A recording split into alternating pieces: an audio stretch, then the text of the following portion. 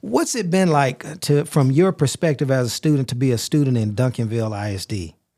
I mean, at Duncanville, like at first, there wasn't a lot of focus on academics. You know, we're what we call a football school. We focus on sports a lot. So I wanted to take the spotlight off of athletics for a little bit and focus it on the academics to show that we're there academically too, through my legacy and academic career. Absolutely. And you have done that. Yes, sir. You have changed the game.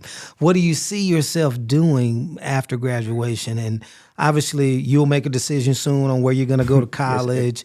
And do you have any early thoughts about where you want to focus once you get to college and even beyond? Yeah. Okay, so my dream that I've had from a very young age, I want to build a time machine. Wow. So I want to go into aerospace engineering, found my own company, get the groundwork so I can build a time machine and various other inventions. That's going to happen. That's going to happen. You look, it's just destiny for you. You look at your focus from a very young age. You're going to continue that focus. You're going to continue to gain the access that you need to be able to put yourself in a place where you can do just that.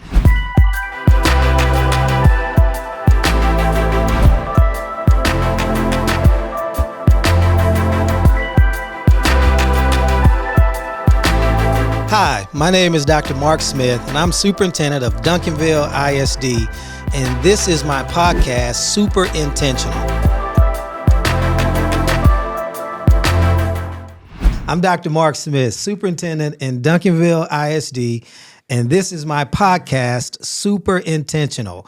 Today, I'm so excited with the guests that we have. As you all know, our podcast is about leadership, because I fundamentally believe that everything rises or falls based on the leader. So leadership matters. And I have an awesome leader today, Bronson Hooper. So proud to have you on the podcast today. Looking forward to talking with you and learning a lot about you. You have an awesome, incredible story, and we got a lot to dive into. So first of all, how are you doing? Good, Dr. Smith, long morning, but I'm doing all right now. I'm glad to be here. You are juggling so very much. So one thing I got to jump right into. I'm so proud of you. You have earned a National Merit Scholar finalist. Now, a lot of people don't even know what that is and what that entails. And we want to break that down because we want people to understand what that means. Tell us about that. Tell us about the award and what it took for you to get in position to even be a National Merit Scholar finalist. Okay, so the National Merit Award is based on PSAT scores, right? So off the junior PSAT test, it's the qualifying test. So you have to score high enough on that test for them for you to be qualified as a National Merit Scholar. And then once you're qualified, if you do well enough on the SAT, then you apply to be a National Merit Scholar. And then that's when they do the weeding out, the qualifications, the selections. And then that's when you get sent to the semifinalist competition and then the finalist competition, where they sort you out and they rank you. And you are one of 15,000 students across the country. That is awesome. So I saw the social media video when you opened your letter at the high school. How did that feel when you first realized this really happened? First of all, I was shocked. And my second emotion, I was really excited. Because at first I had a hard time understanding the letter because it was like all these things, like if you didn't make it, I looked on the back and it said Bronson Hooper National Merit Finalist, and I screamed to myself. I was like, wow, okay. So all the work, all the commitment, all the dedication, what is it like? How do you juggle all of that? You have to have a certain level of discipline to do all that you are doing and then still achieve the success that you have academically. So with everything I'm juggling, my dad helps me a lot. He always tells me to stay focused, get off my phone, that kind of thing. So, it's really just time management and just making sure that you make enough time to do the things you need to do before you do the things you want to do, like the video games, the TikTok, the social media, all of that. So I just make sure I write my to-do list. I have my notes app in my phone, so I make sure I'm on track, on task. Well, you know, in Duncanville, we have this motto where we say you can do it all, meaning you can focus on your academics, but you also can focus on other things that make you a more well-rounded person, well-rounded student. One of the many things that I'm impressed about you is all the other activities that you're involved in and still being able to perform at the top of your game academically. So what other activities are you involved in? And how does that really help you be Bronson Hooper that we know you to be? I mean, I'm involved in a lot of things, as you said before. So I play baseball, of course, you know, just naming things off here. Baseball, you know, I'm an active member in the band. You know, I just joined Youth and Government this year. I joined the DECA program this year. I'm in the math club, which not a lot of people know about. What else? I think the student council. I'm class president. So it's a lot. Think about that. That is awesome. So it's amazing. I don't want people to miss this. You know, we have to dispel this notion out there that you can't be involved in all these other things and also be a top level student. And you're showing that in real time. Class president, baseball, you're in the band. I remember at the state championship game, you and I had a moment to take a picture in the band, and I started thinking about all the things that you are doing and that young people can do. There are a lot of opportunities out there. How does all those things complement what you do in the classroom? You know, a lot of people think that with all these activities, you know, it would detriment from academic success, right? But all these things, they really teach you how to focus and make time for the things that you need to do, make time for the work that needs to get done. It teaches you time management, discipline, diligence, like core values that you need to have in your adult life going forward. Well, time management, focus, discipline, we talk about all those. Those are things that I work on still even today as an adult. And so it is so impressive that you understand at the age that you are, you understand how important those things are. They're going to take you a long, long way. Now, I don't know if you made a decision on college yet, Yes, sir. But just to be considered, to have an opportunity to go to MIT, to go to Yale. I mean, these are some of the top universities across the country. How does that feel? I mean, at first it felt unreal. Like when I first got my acceptance from MIT, I couldn't believe it. Or I was jumping off the wall. I just got out of baseball practice, and I got on my phone. They put it out at 12:17. I raced to the car, got my phone, opened the app that they use.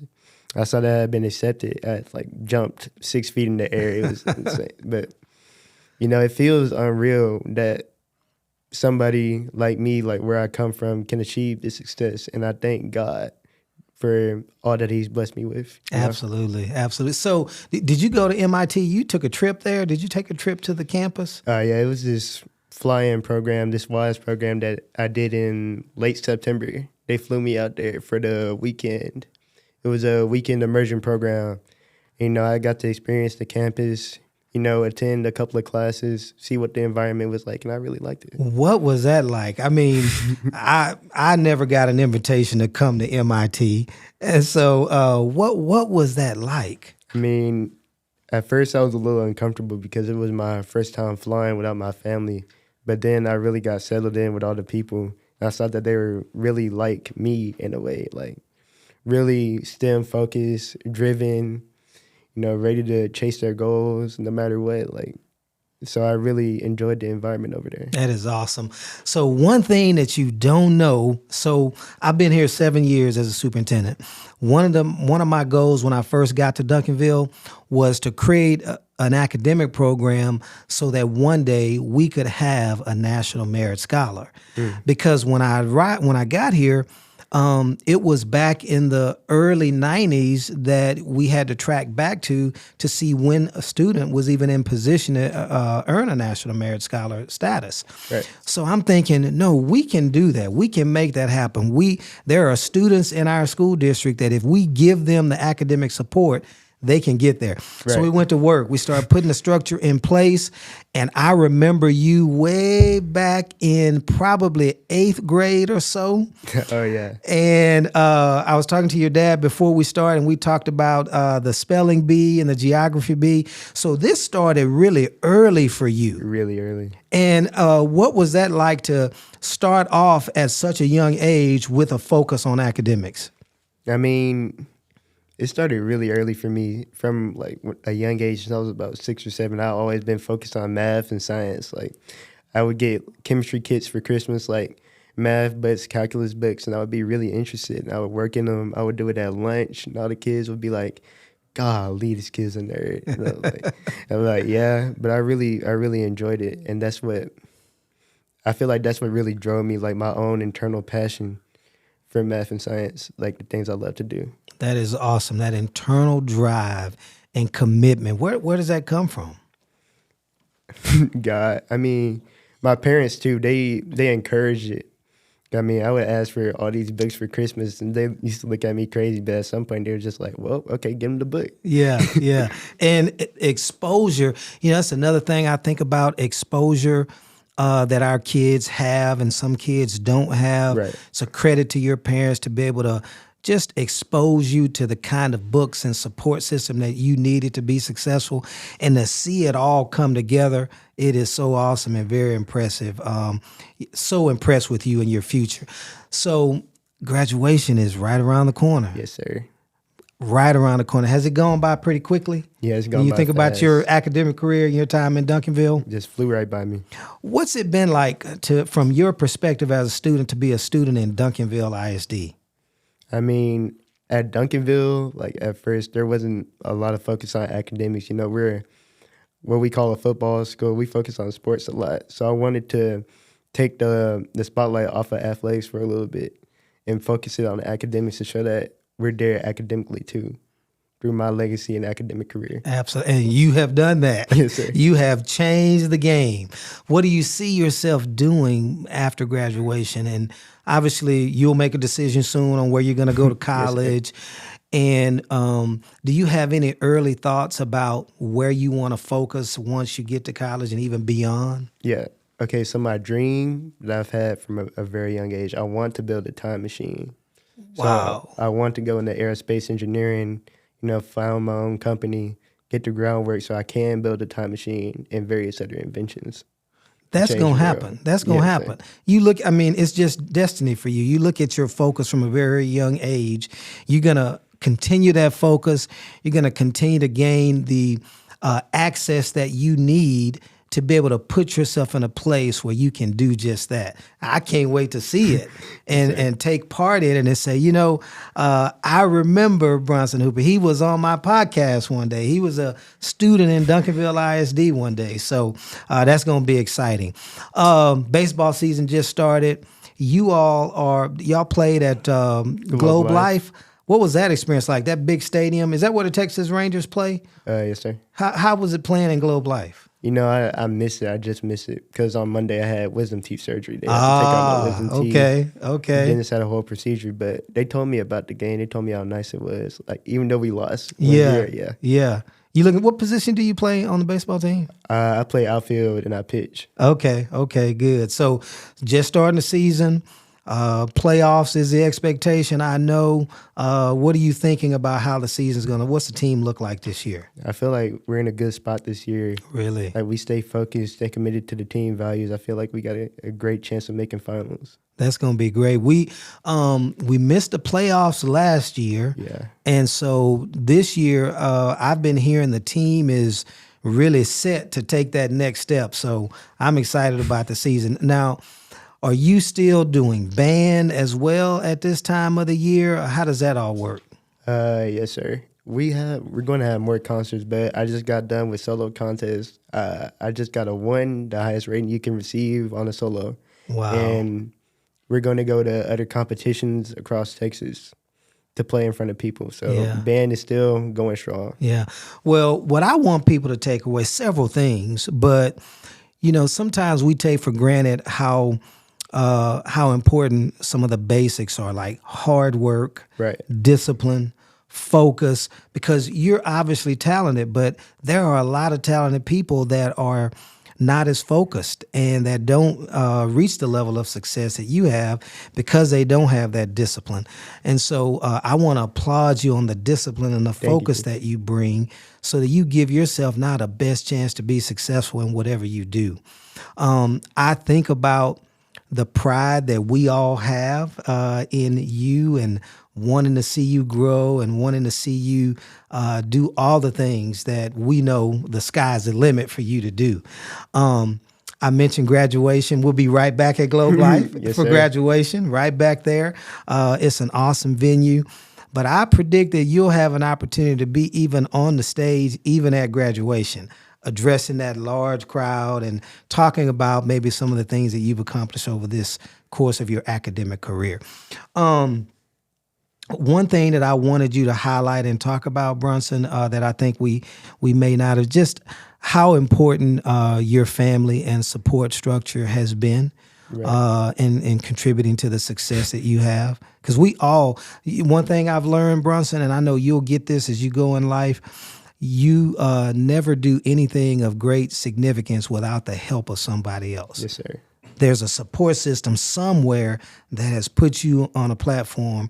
So can you touch on what that support system looks like for you?